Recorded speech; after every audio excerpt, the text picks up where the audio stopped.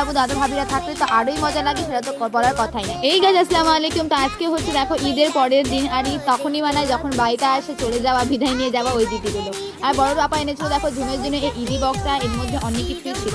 আর একটা দিদি মানে ঝুমের আম্মু এনেছিল দেখো এই ক্ষীর। আমাকে কিন্তু এই দিদির হাতে ক্ষীর, বিশেষ করে জামাইবাবুর হাতে ক্ষীরটা বেশি সুন্দর হয় দিদির থেকেও বেশি। আর এনেছিল এই মানে বিভিন্ন ধরনের সামাই, যেগুলো এখানে অতটাও পাওয়া যায় না এরকম সামাই, কিন্তু ওখানে পাওয়া যায়। আর এখানে দেখো ঝুম কিন্তু এগুলো খোলার জন্য ব্যস্ত হয়ে পড়ছিল, তো আমরা মানা করছিলাম যে খুলিস না খুলিস না খুলিস না। আর তারপরে দেখো আমি প্রথমে খেয়ে নিলাম এই দিদির হাতে ক্ষীরটা, যেটা খেতে অমায়িক হয়েছে, তোমরা আমার এক্সপ্রেশন দেখেই বুঝতে পারছো। আর ঝুমের ওই ইডি বক্স থেকে দেখো লিপ গ্লস নিয়ে আমি কিন্তু এখন লিপ গ্লসটা লাগিয়ে নিয়েছি। আর খুব অনেকদিন পরে ওরকম লিপ গ্লস দেখলাম আমি। চাদর নিয়ে নিয়েছি গাছ ঠান্ডা।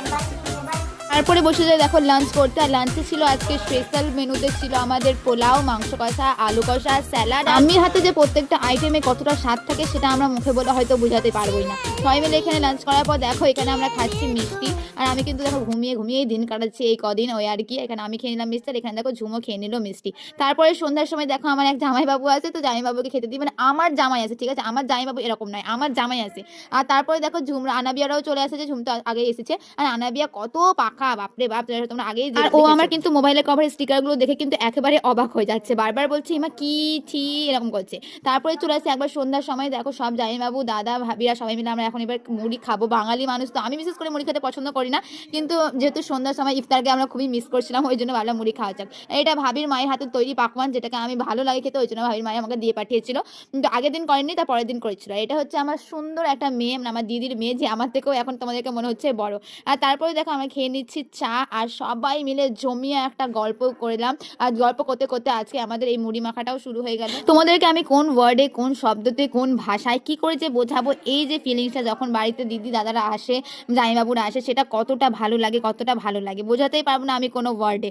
সবাই মিলে যে আমি মনে করি, আমি যেহেতু বাড়ির ছোট, ওই জন্য আমি জানি যখন ওরা ছিল তখন কীরকম বাড়িটা ছিল, যখন ওরা নাই তখন বাড়িটা কীরকম। সেটার কোনো শব্দই হয় না, সেটা কোনো ফিলিংসই হয় না, ইমোশন, মানে কি বলবো, আমি কিছু বোঝাতেই পারবো না।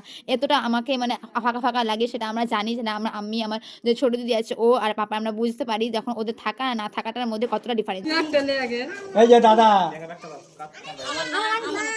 By tata.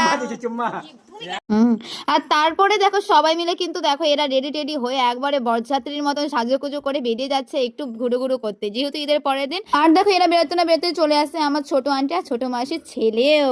দেখো লজ্জা করছে, ভিডিওতে আসবে না, ভিডিওতে আসে কিন্তু আজকে কেন লজ্জা করছে বুঝতে পারছি, এটা কোরিয়ান সেজে এসছে তো ওই জন্য লজ্জা করছে।